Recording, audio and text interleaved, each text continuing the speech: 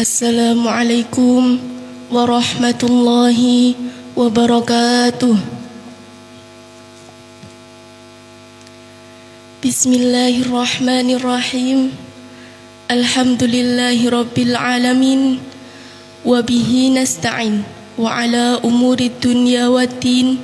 Wassalatu wassalamu ala asrafil anbiya'i wal mursalin, Sayyidina wa maulana Muhammadin wa ala alihi wa sahbihi ajma'in, amma ba'd. Yang terhormat Bapak Kepala Madrasah Aliyah Bahrul Ulum Lamongan, Bapak Ahmad Kojin, Sarjana Agama. Yang terhormat Bapak Wakil Kepala Madrasah Aliyah Bahrul Ulum Lamongan. Yang kami hormati Bapak Ibu Dewan Guru Madrasah Aliyah Bahrul Ulum Lamongan beserta staf dan karyawan. Yang kami hormati jajaran OSIS periode 2020-2021 dan tak lupa peserta Matsama Madrasah Aliyah Bahrul Ulum Lamongan. Pertama-tama, marilah kita panjatkan puji syukur kehadirat Allah Subhanahu wa Ta'ala karena atas limpahan rahmat, hidayah serta inayahnya kepada kita sehingga kita semua sehat walafiat. Kedua kalinya, sholawat serta salam senantiasa kita haturkan kepada panutan kita, Nabiullah Muhammad sallallahu alaihi wasallam. Karena berkat bimbingan beliaulah kita semua dapat membedakan yang hak dan yang batil. Langsung saja di sini saya sebagai moderator akan sedikit membacakan biodata Bapak Muhajir Sarjana Pendidikan. Nama Muhajir Sarjana Pendidikan, tempat tanggal lahir Lamongan 12 Juni 1977. Alamat Blawi Karangbinangun, Lamongan. Riwayat pendidikan MI Bahrul Ulum Blawi, MTS Bahrul Ulum Blawi, Madrasah Aliyah Negeri 1 Lamongan, S1 Undar Jombang. Nama istri Mutahhiro, nama anak Alif Fardani Akil, Danisa Dwi Azkia. Riwayat organisasi Ibnu, Remaja Masjid Ansor, Takmir Masjid Jami Darussalam. Materi yang akan disampaikan tata krama siswa. Kepada yang terhormat Bapak Muhajir Sarjana Pendidikan, disilakan. Assalamualaikum warahmatullahi wabarakatuh. Bismillah, alhamdulillah, wassalatu wassalamu ala rasulillah, Sayyidina Muhammadin ibni Abdillah wa ala alihi wa sahbihi wa mawala. Rabbi israh li sadri wa yassir li amri wa hlul 'uqdatam min lisani yafqahu qawli, amma ba'du. Yang saya hormati Bapak Kepala Madrasah Aliyah Bahrul Ulum, yang saya hormati Bapak Wakil Kepala Madrasah Aliyah Bahrul Ulum, yang saya hormati Bapak Ibu Dewan Guru, staf dan karyawan MA Bahrul Ulum, tak lupa panitia Matsama dan juga anak-anakku sekalian peserta Matsama Madrasah Aliyah Bahrul Ulum Lamongan tahun 2021-2022 yang amat berbahagia. Alhamdulillah wa syukurillah, pagi hari ini kita bisa kembali bermuwajahah di hari kedua pergelaran atau pelaksanaan Matsama Madrasah Aliyah Bahrul Ulum dengan keadaan yang sehat walafiat meskipun kita saat ini pada masa pandemi. Sekali lagi ini atas berkat rahmat Allah kita semuanya mudah-mudahan karena kesehatan sehingga bisa melaksanakan Matsama dengan baik dan sampai selesai. Materi yang akan kita pelajari hari ini, yakni tentang tata krama siswa. Jadi tata krama siswa sebenarnya sejak dini sudah mulai kita kenal. Jadi dari orang tua kita sudah diajarkan untuk memulai hal yang baik. Misalkan mulai berbicara dengan orang yang lebih tua, bagaimana cara makan dan minum, kemudian menghormati orang yang lebih tua dan sebagainya dan sebagainya. Tanpa sadar ternyata hal ini sudah terbiasa menjadi perilaku yang baik, akhirnya menjadi kebiasaan yang terus-menerus sampai saat ini. Anak-anakku sekalian, peserta matsama yang berbahagia, perlu diketahui bahwa tata krama siswa ini ada beberapa yang perlu kita bahas. Yang pertama adalah mengenai pengertian dari tata krama siswa.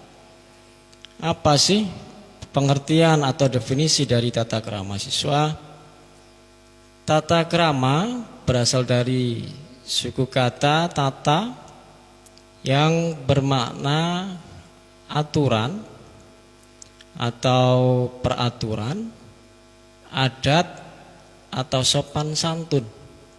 Sedangkan krama memiliki arti yakni kelakuan, tindakan atau perbuatan ataupun sopan santun. Sedangkan siswa ya jelas sebagai seorang pelajar yang sedang menuntut ilmu di suatu lembaga, sekolah atau madrasah. Jadi tata krama siswa mempunyai arti kebiasaan sopan santun atau adat sopan santun yang dilakukan oleh seorang siswa. Dalam kehidupan sehari-hari tentunya kita tidak lepas dari hal hubungan manusia ke manusia atau antar manusia, atau dikenal dengan istilah hablum minan nas. Jika sebelumnya tata krama hanya diterapkan pada lingkungan yang terbatas, maka lama-kelamaan pasti akan merambah ke berbagai lingkungan yang lebih luas lagi. Bahkan tata krama sudah menjadi bagian dalam kehidupan pergaulan kita setiap harinya. Jadi dapat disimpulkan bahwa tata krama ini merupakan kebiasaan sopan santun yang sudah disepakati di dalam lingkungan pergaulan antar manusia tersebut. Nah, selanjutnya perwujudan tata krama. Nah, apa saja perwujudan tata krama itu? Anakku sekalian, tata krama memiliki banyak dampak positif dalam kehidupan, terutama akan mendatangkan keselarasan, kebaikan, kedamaian, keselamatan, dan juga kebahagiaan. Untuk pelajar atau siswa, ada 3 perwujudan tata krama dalam lingkup pergaulan. Antara lain, yang pertama adalah tata krama dalam keluarga atau lingkungan keluarga atau lingkungan rumah. Anakku sekalian, tempat pertama dan yang paling utama seseorang dalam membentuk jati diri dan kepribadian adalah di lingkungan rumah atau keluarga. Sejak kecil kita dibesarkan di lingkungan keluarga, sehingga akan sangat mudah untuk keluarga dalam membentuk jati diri kita. Misalkan sejak kecil kita sudah diajarkan oleh orang tua kita, kedua orang tua kita, untuk menghormati kedua orang tua, menuruti apa yang telah diperintahkan kepada kita. Kemudian misalkan jika ada orang yang mengajak kepada kita, maka kita menyambutnya dengan riang dan gembira. menghormati orang yang usianya lebih tua dan menyayangi yang usianya lebih muda atau yang usianya sebaya dengan kita atau sepantar. Kemudian contoh yang lain, memperhatikan jika sedang diajak bicara oleh orang lain. Kemudian sebelum berangkat sekolah, terlebih dahulu kita meminta izin kepada kedua orang tua. Kemudian jika kita masuk ataupun keluar rumah, maka kita memberikan salam kepada orang tua. Selanjutnya, yang kedua adalah tata krama saat berada di lingkungan sekolah. Nah, anak-anakku sekalian, peserta Matsama yang berbahagia, sekolah merupakan salah satu tempat bersosialisasi yang sangat penting bagi seorang anak dalam lembaga formal dengan aturan yang sudah seharusnya dipatuhi. Sebagai contoh misalkan kita bersikap sopan dan santun kepada Bapak Ibu guru, kepada staf atau karyawan sekolah, mengucapkan salam bila bertemu guru, karyawan atau staf sekolah, teman yang ada di lingkungan sekolah. Kemudian saling menghargai antar teman atau mungkin kakak kelas yang ada di sekolah. Yang selanjutnya, yang terakhir, mematuhi tata tertib atau aturan-aturan yang diterapkan di sekolah atau di lingkungan sekolah. Anak-anakku sekalian, pertama sama. Kemudian perwujudan yang ketiga adalah tata krama di lingkungan masyarakat. Lingkungan masyarakat merupakan suatu tempat bertemunya berbagai lapisan masyarakat dengan berbagai latar belakang yang berbeda-beda, dengan kebudayaan yang berbeda-beda, atau bisa kita kenal dengan lingkungan yang majemuk. Dan di lingkungan masyarakat ini tata krama juga ada. Bisa kita lihat contohnya tata krama yang berlaku di masyarakat. Misalkan mengucapkan salam jika bertemu dengan orang yang lebih tua, dengan tetangga, saudara, atau teman. Bila kita bertamu, membiasakan untuk mengetuk pintu atau mengucapkan salam. Kemudian manakala di lingkungan masyarakat ada suatu acara, kemudian ada kerumunan orang banyak, misalkan dengan tata cara makan, maka kita sebagai orang yang lebih muda mempersilakan yang lebih tua untuk mencicipi makanan atau minuman yang dihidangkan. Kemudian saling tolong menolong di antara lingkungan masyarakat. Kemudian kita dapat menghargai saran atau pendapat dari orang lain. Anak-anakku sekalian, jenis-jenis tata krama. Ada beberapa macam jenis tata krama yang memiliki kaitan erat dalam kehidupan sehari-hari. Yang pertama adalah tata krama berbicara. Nah, pembicaraan antar manusia memang sangat penting untuk dilakukan dalam kehidupan ini. Tata krama dalam pembicaraan diantaranya sebagai berikut. Dengan siapa kita berbicara, kemudian dapat menggunakan kalimat yang tepat, di mana tempat untuk melakukan pembicaraan, sikap kita melakukan pembicaraan. Kemudian ada beberapa hal yang perlu dihindari, antara lain memotong pembicaraan orang lain, kemudian menguasai obrolan, tidak menatap atau memandang mata lawan bicara, kemudian tidak memperdulikan teman yang sedang melakukan pembicaraan dengan kita.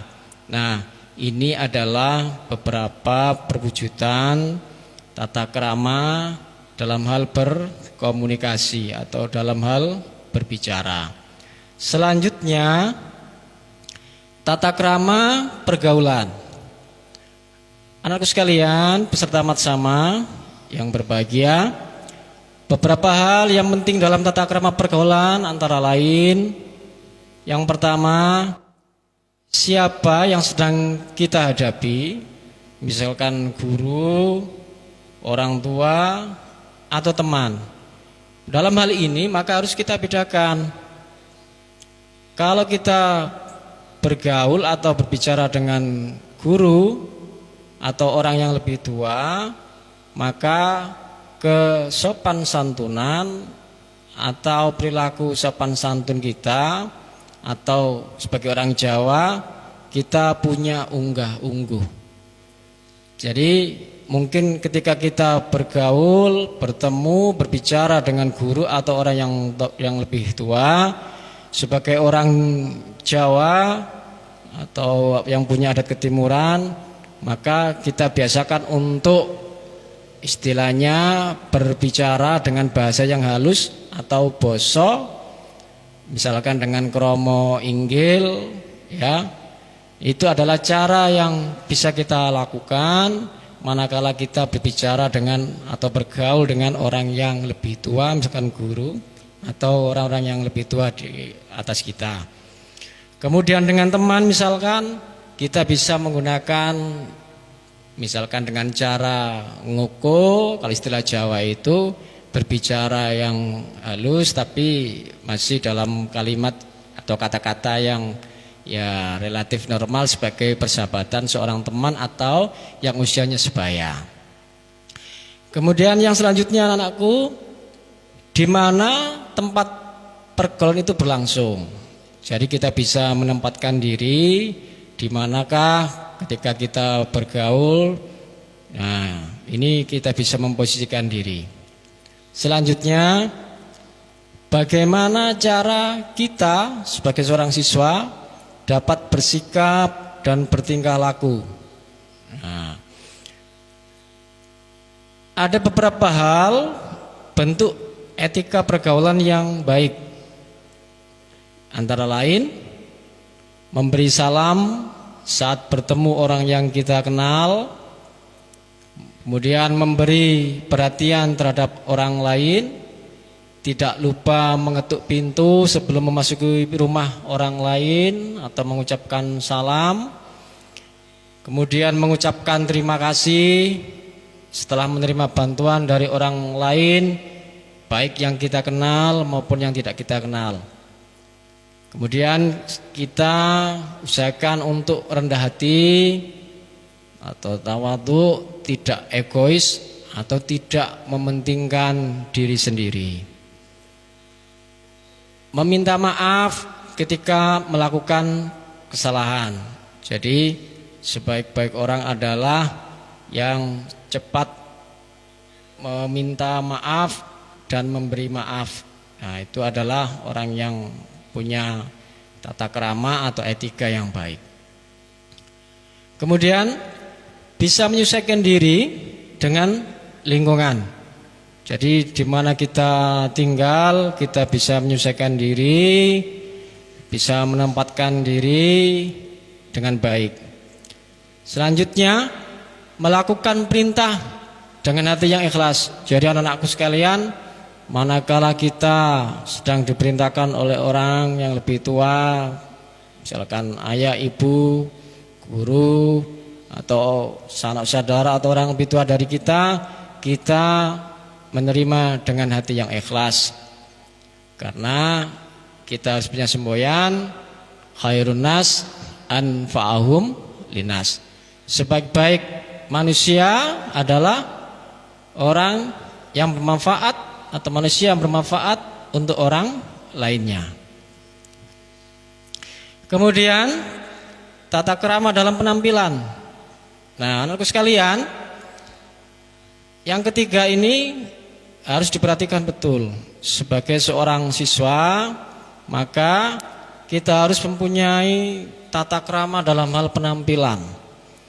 Jadi biasakan dalam keseharian kita untuk berpenampilan yang rapi, ya, bisa menyesuaikan diri dengan situasi dan kondisi. Misalkan dalam hal berpakaian bisa kita sesuaikan dengan waktu dan tempat. Misalkan ada acara, baik acara keagamaan, acara yang sifatnya umum atau sosial, maka di situ kita bisa menempatkan kapan waktunya kita berpakaian yang baik untuk mengikuti kegiatan keagamaan, kapan kita berpakaian yang cocok atau yang sesuai untuk mengikuti kegiatan sosial. Kemudian selanjutnya menggunakan pakaian yang tidak terlalu longgar ataupun pakaian yang tidak terlalu ketat atau pas di badan, karena ini bisa memantik atau memicu pandangan orang lain yang tidak baik. Apalagi kalau kita memakai pakaian atau baju yang terlalu ketat, yang bisa mengundang syahwat, maka ini menjadi presiden buruk bagi kita. Apalagi kita sebagai seorang siswa madrasah aliyah, maka kita harus mencerminkan pribadi muslim yang baik. Selanjutnya, jangan memaksakan untuk mengikuti mode, ya, jangan memaksakan mengikuti model yang sedang ngetren, sedangkan model atau mode tersebut tidak sesuai dengan adat istiadat kita. Jadi jangan mengikuti adat istiadat orang luar, orang barat, apalagi yang sangat tidak sesuai dengan norma-norma atau adat istiadat orang Islam, ya, apalagi kita ini sebagai seorang muslim, muslimah, seorang siswa-siswi madrasah aliyah. Kemudian selanjutnya anak-anakku sekalian, yang terakhir adalah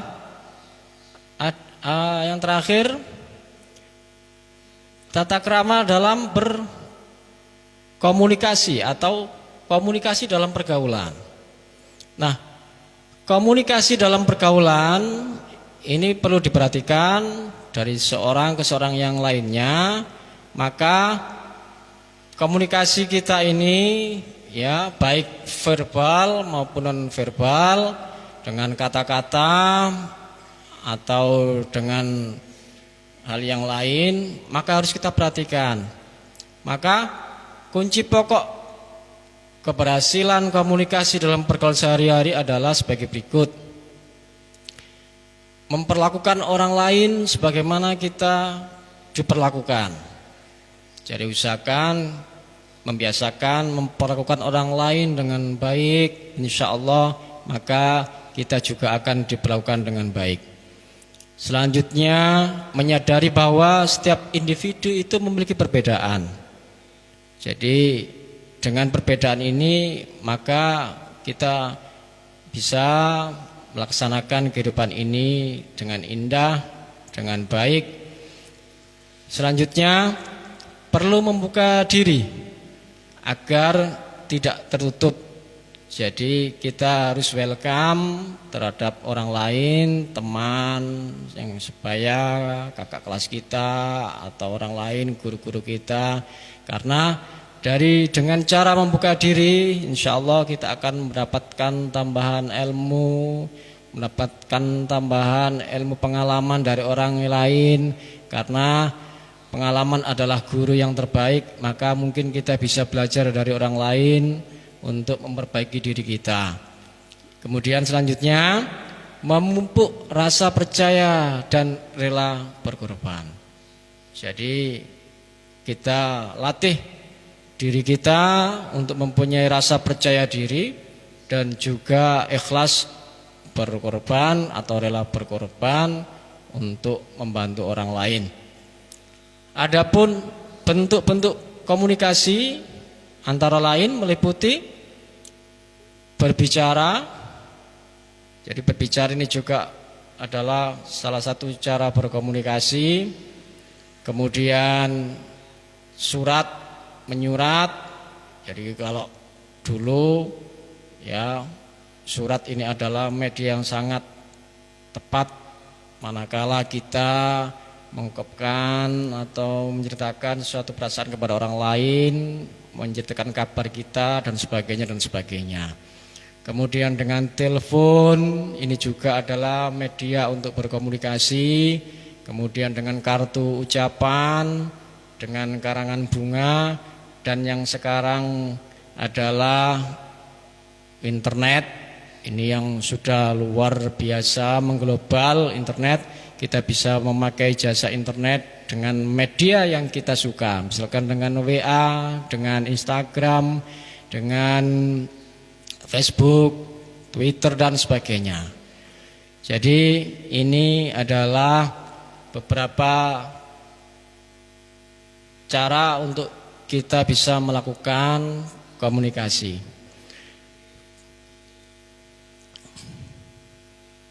Nah, ini materi yang bisa kita sampaikan anak sekalian pagi hari ini, sekelumit materi melalui media internet. Mudah-mudahan bermanfaat bagi kita semua. Kemudian apabila ada pertanyaan atau hal yang kurang jelas, bisa disampaikan di media WA atau IG yang ada di MA Baru Ulum. Untuk itu saya cukupkan sampai di sini. Wallahul muwaffiq ila aqwamit thoriq. Assalamualaikum warahmatullahi wabarakatuh.